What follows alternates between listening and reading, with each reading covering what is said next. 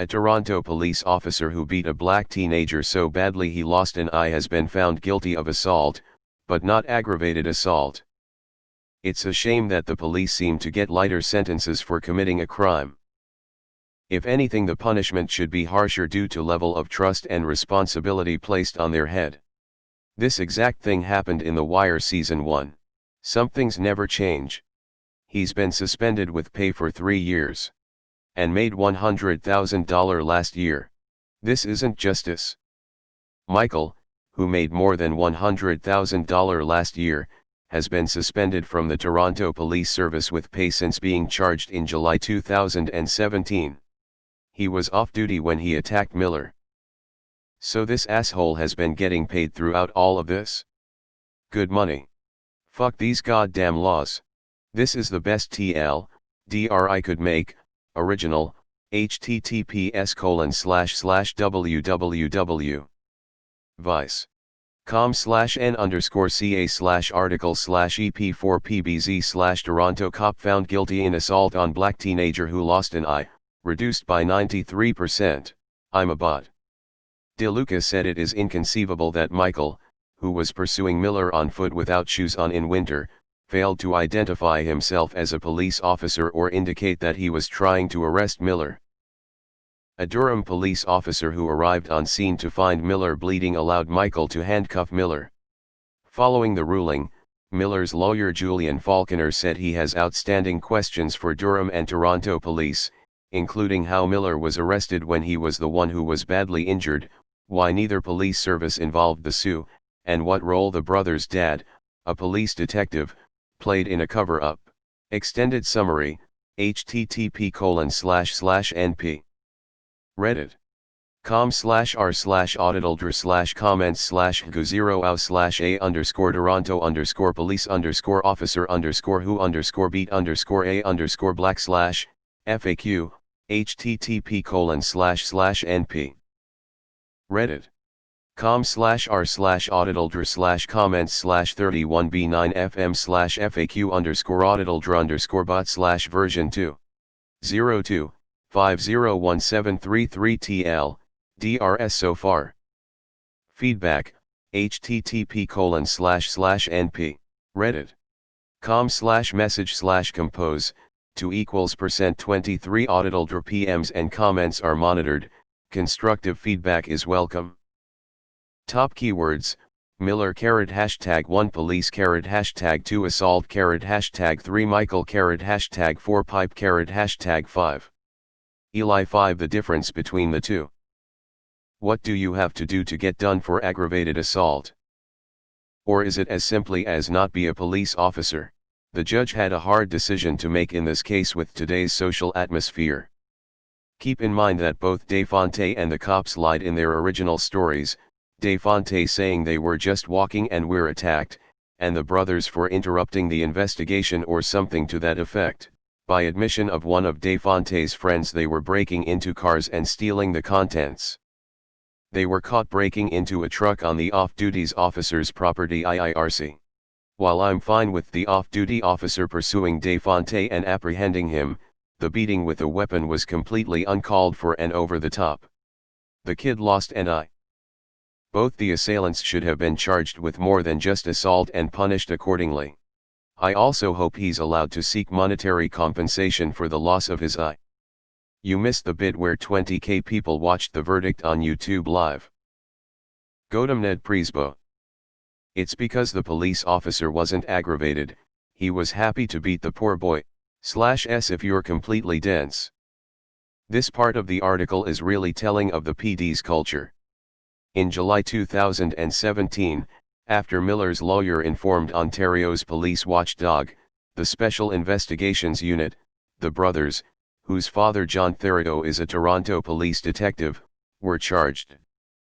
Despite it being a serious incident involving a cop, neither Toronto police nor Durham police contacted the Sioux. It was 7 months before the cops were charged. The PD was perfectly content having one of their employees assault a citizen, keep it under wraps, and continue policing. What was the conviction of Mark Wahlberg when he did the same thing to a shopkeeper because the guy was Asian? I looked up the law to see if there was some sort of catch why he didn't get convicted with aggravated assault. Here's the law. 268, 1. Everyone commits an aggravated assault who wounds, maims, disfigures, or endangers the life of the complainant. Seems like that's exactly what he did. No. Are our tax dollars just going to people we are inadvertently conditioning to feel okay about their reckless behavior/actions? That is so great. I heard the entire 4-hour decision yesterday.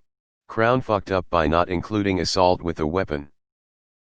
But the aggravated assault charge could not stick because of the victim's credibility. He was caught in numerous lies and even then wouldn't admit it. The first half of the fight is when the eye was lost. At that point, because the judge could not accept the victim's story, that he wasn't attacking them with a pipe, beyond a reasonable doubt, though he thinks that's probably true. So he couldn't convict on that part of the fight, when the aggravated injury occurred. At the second part of the fight, the judge could accept the testimony of the victim because it was confirmed by other witnesses and forensics. That was an assault, but not one that caused an aggravated injury. As a consequence, he couldn't accept beyond all reasonable doubt that his version was correct. The judge said that he thinks they cops went looking for street justice. But he isn't convinced beyond all reasonable doubt given the victim's testimony. If this was a regular citizen knocking around a car thief, we would all be praising him for some justice porn. A wrist for an eye, so to speak. I could punch someone in a bar fight and get charged with assault. I think if you permanently disable someone, that should automatically bump it up to some kind of more severe charge. Miller was trying to break into Michael Thuralt's car, while him and his brother were in his garage. The Thuralts went out and confronted Miller and his two friends. They got into a physical altercation where Miller and his friends ran, which the Thuralts chased him down after. Michael Thuralt body checked Miller into a fence, which at that point a 4-foot pipe was produced by Miller, or Thuralt. Christian and Michael Thuralt both fought Miller in between two houses. Michael and Miller were in possession of the pipe at some point in the fight. During this struggle, Miller received an injury to the eye, which the doctor on the case testified that it was caused by a hard punch, not by the weapon.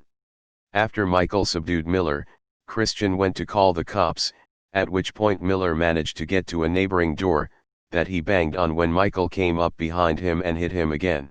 The judge ruled that while the Thuralts probably were trying to get revenge on Miller for trying to rob them, they did act within their rights of self-defense, up until the point that Miller was at the door and Michael Thuralt hit him, which is why he was charged with assault.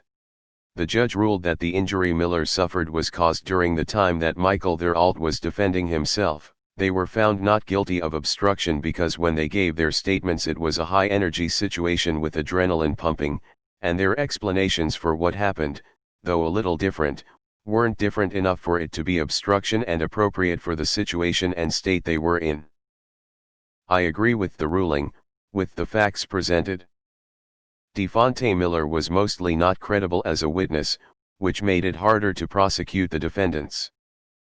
Miller and his friends had differing stories about what they were doing on that street, and for the night leading up to that point. Miller said they weren't robbing cars, and his friend testified against that. There was too much reasonable doubt in favor of the Thuralts. I do feel like Michael is a lot more guilty in the situation than Christian, since Christian is not a cop. I think the ruling was appropriate, and do strongly urge anyone who thinks it isn't to watch the actual ruling. Cop went too far, but if the guy was breaking into my dad's car I would've beat his ass as well. Well, yeah, just because they're Canadian doesn't mean our cops are any better than anyone else's.